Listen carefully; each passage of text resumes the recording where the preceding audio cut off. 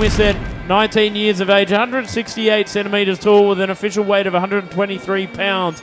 59 fights to his record. Petch Sinin, 27 years of age, 170 centimetres tall, so a bit taller than Wiset, and 123.4 pounds. Waiting with his towel to wipe off the excess Vaseline, and we are in the action right now, scheduled for 3 minutes. The first round tends to be a little bit more relaxed, so those of you just tuning in the red, Wiset, and in the blue, Petch Sinin. Just as relaxed as Jimmy's concept of time, because recent means about 8 years ago, ladies and gentlemen. So 2.5 minutes to go, 30 seconds down already. You can see Wiset in the southpaw position and Petch Sinin in the orthodox position. Not much going on here at the moment, but as Jimmy always loves to remind us, downloading information. Yeah, absolutely. You're trying to get the read on your opponent. You want to try and get as much as you possibly can in that first round, where in a sense you're taking less damage because your opponent is doing the same thing. So get as many reads as you possibly can. Throw out the feints, throw out the fakes, and try and see what your opponent does well and doesn't do well, and then execute in the later rounds. Your corner should be doing the exact same thing. They should be reading the opponent to then utilize some of those skills in the later rounds as well. So for those of you just watching and wondering why not much is going on, the first round of 5-round Muay Thai tends to be like this. And often you can see Petch Sinin pulling up the shorts, pulling it up on the left leg where he wants to be most comfortable, putting up that switch kick. Wiset sending the teeth to the leg. Petch Sinin sending it to the groin, sending the right kick upstairs. Oh, big right rear teep there from Wiset. And exactly what we were talking about. You're trying to get the read on your opponent, but that's exactly what Wiset is doing. He's setting a rhythm, but he set a fake rhythm for Petch Sinin. He set a slow rhythm and did not allow Petch Sinin to actually understand when that teep was coming, which is why it hit a lot harder. It hurts a lot more when the shot is hit, which you do not see.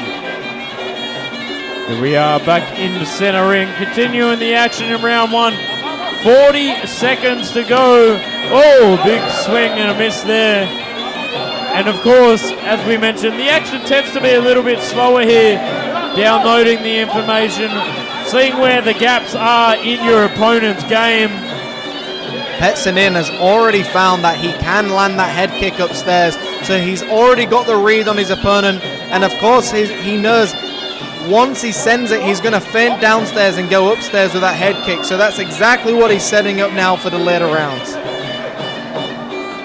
Just like a head kick that I scored in 2 seconds during my career, ended up knocking out my opponent. That is the end of the first round.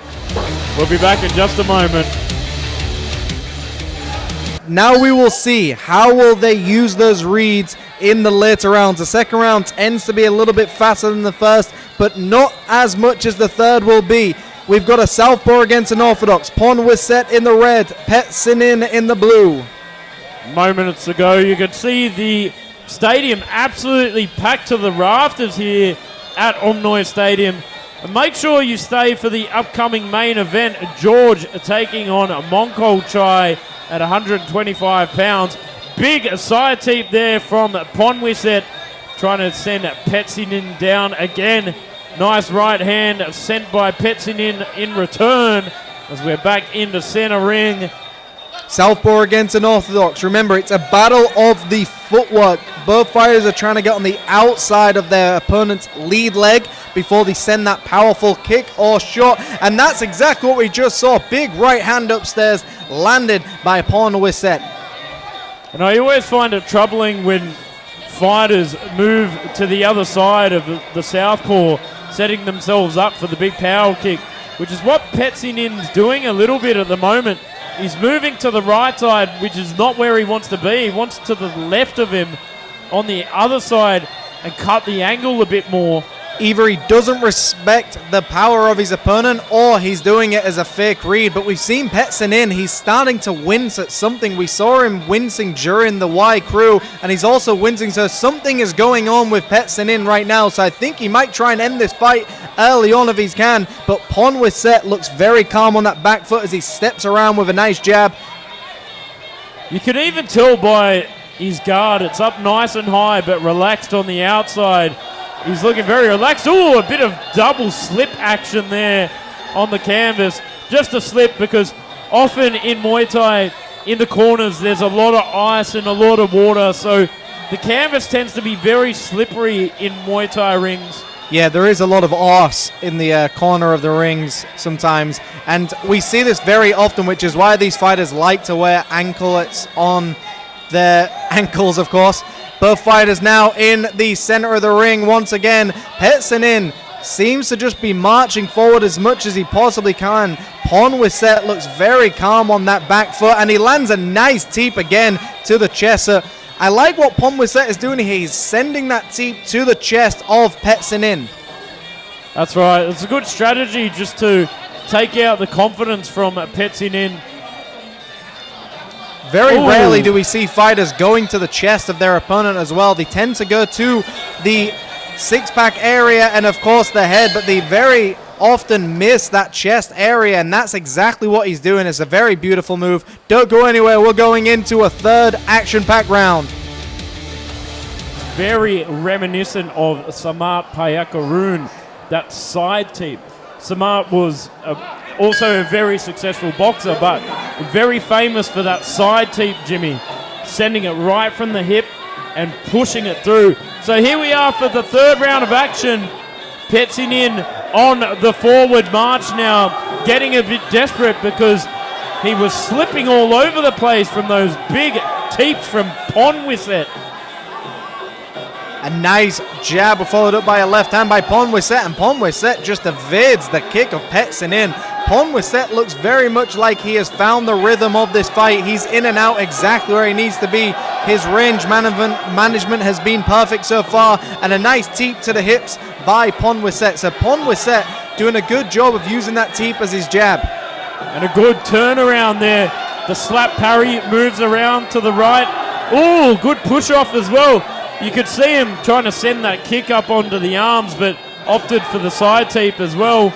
And notice how Wiset parries the jab of Petch Sinin down as he throws a jab of his own. So Wiset is boxing beautifully for a southpaw. He's doing exactly what he needs to do right now as Petch Sinin charges in with an elbow. Looks a little bit desperate now.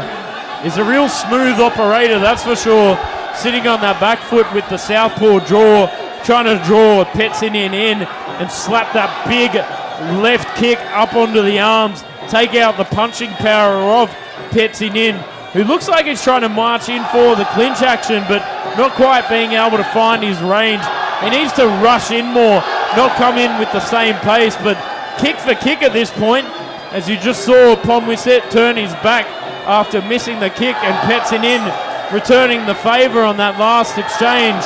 Yeah, Wiset doing a very good job of not allowing Petch Sinin to reset at all. And what we mean by that is, after some action, fighters like to reset and get back in their stance. But Wiset is constantly firing action. But Sinin evades that kick and sends one back of his own. So very much tick for tack at the moment for both of these fighters. And a sweep by Wiset, beautifully timed. Little bit of a warning from the referee for not using the top of his foot. But here we are back in center ring, continuing the action. Oh, swing and a miss there from Wiset as Petch Sinin goes up top, tries to take out the firing power of Wiset. Steps forward with a little bit of tricky footwork, fires that big right kick up top, and there's the matrix evasion there from Wiset.